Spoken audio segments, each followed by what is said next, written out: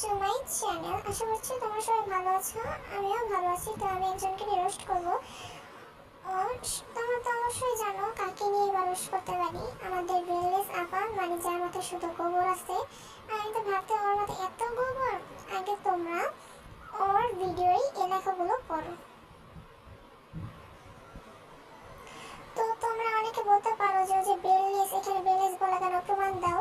তো আমি বলিনি, আমার আইডলের অতীতের ছবি দেখানোর আগে নিজের আইডল অতীতের ছবি দেখা উচিত। নিজের চৌকায় যখন তেল নেই তাহলে অন্যের চৌকায় কেন তেল দাও? আপনাদের ওই ছোটবেলায় বাংলা প্যাচের মতো দেখতে ছিল, আর ওর বাবা ছিল ফার্ম। আপনার ব্রেনটা বাসা থেকে নিয়ে এসে মাথায় নিয়ে বর্তমান ছবিগুলো দেখবেন। তো আমি বলি এত পরিমাণ ব্রেনলেস। আচ্ছা, আগে এই ভিডিওটা দেখো যে আপনার ব্রেনটা পাছা থেকে এনে মাথায় নিয়ে বর্তমানে ছবিগুলো দেখে আসবেন। তো বলি আফা, যে আপনি যে ভিডিওগুলো যখন বানাইছেন তার মানে এতদিন ধরে আপনার ব্রেনটা পাছায় ছিল, কি ঠিক বলছে তো আফা?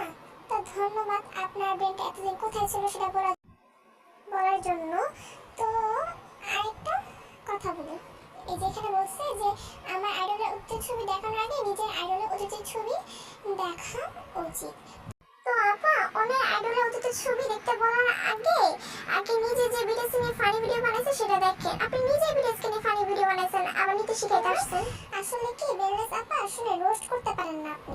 রোস্ট করতে লাগে পয়েন্ট, প্রমাণ লাগে, যেটা আপনার নাই। আর এগুলো পয়েন্ট প্রমাণ খুঁজতে বুদ্ধি লাগে, যেটা তো আপনার না। আপনি তো নিজে বলেন যে ব্রেনলেস। তো আমি একটা কথা ক্লিয়ার করে দিই, অনেক ব্লিঙ্কার বলে আমি কি ব্লিঙ্কে হেট নাকি করি না। তো আমি বলি আমি ব্ল্যাকপিঙ্ককে রেসপেক্ট করি। আমি আসলে পছন্দ করি না, হেটও করি না, ভালো লাগে ওদের গান। বাট কোনো ব্লিঙ্ক যদি বিটিএসকে নিয়ে খারাপ কথা বলে, আমি তাদের রোস্ট করার সময় একবার ভাবি না সে কি ব্লিঙ্ক, রিয়েল ব্লিঙ্ক নাকি ব্লিঙ্ক। তো আগে আমি বেললেস আপার জন্য কিছু দোয়া করিনি।